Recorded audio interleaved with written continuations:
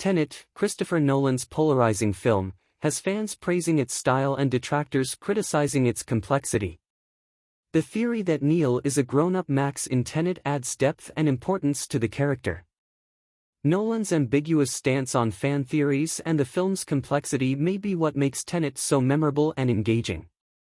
It goes without saying that Christopher Nolan has built a mighty resume from some of the beloved blockbusters of the 21st century.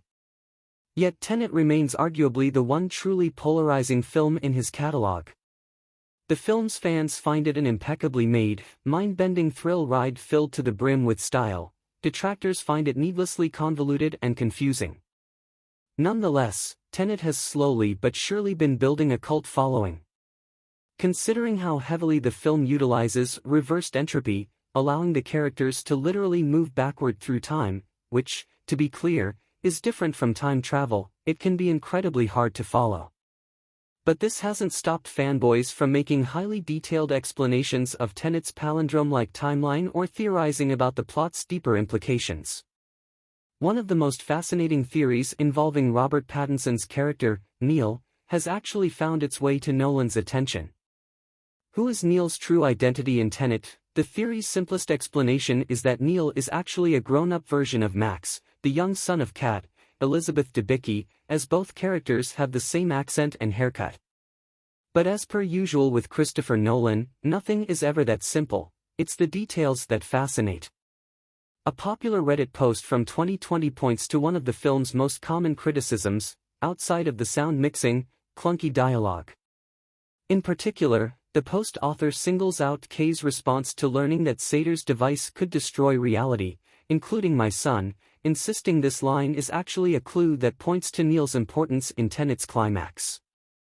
First, the author cites how Neil can speak Estonian, a notoriously difficult language to become fluent in, much like Sator, Max's biological father. Additionally, Neil works as an inverted version of the last four letters of Maximilian. While these clues can arguably be chalked up to coincidence, it's harder to ignore Neil's importance to Tenet's climax, where he inverts one final time after Sator's men are defeated.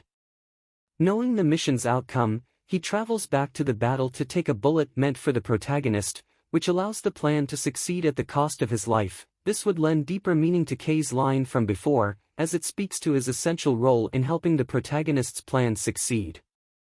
The post author elaborates on the film's time travel mechanics. Given the constant reference to the grandfather paradox, if we believe the theory that Neil is indeed a grown-up Max, then it is imperative that the world doesn't end, so that Max doesn't die, so that he can eventually go back and stop the world from ending.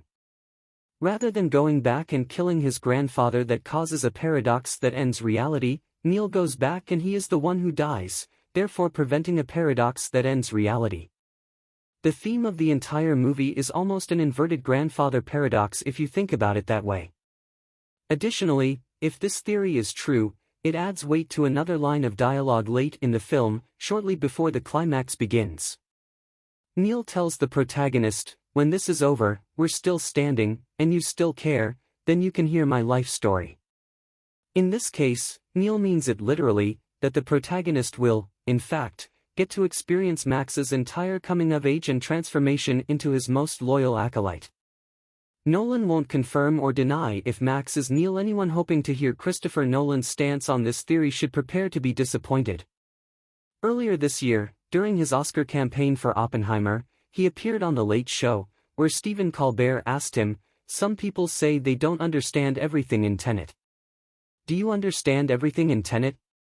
Nolan responded, "You're not meant to understand everything in Tenet. It's not all comprehensible.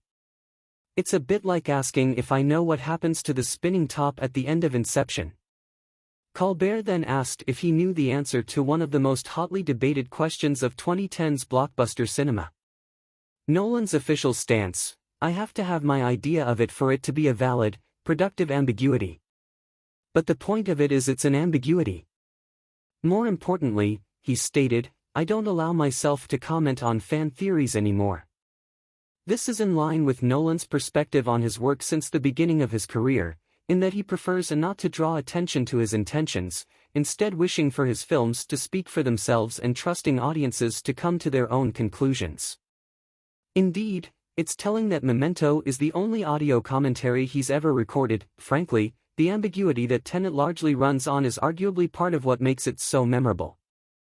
In a sea of easy-to-understand, bordering on simplistic, blockbusters, it's a fascinating beast precisely because it's so hard to pin down completely.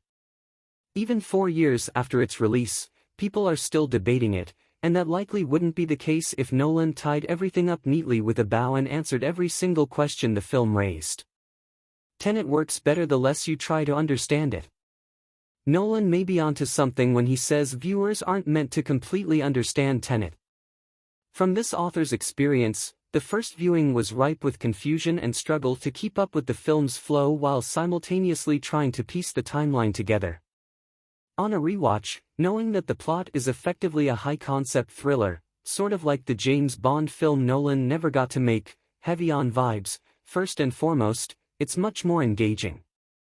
Confusion might even be the state the viewer is intended to be in, much like the protagonist in the first half, until he learns to go wherever the flow of time carries him. One of the film's most famous lines, "Don't try to understand it. Feel it," may, in fact, be Nolan's instruction manual on how to watch it. Tenet is available to rent on Prime Video.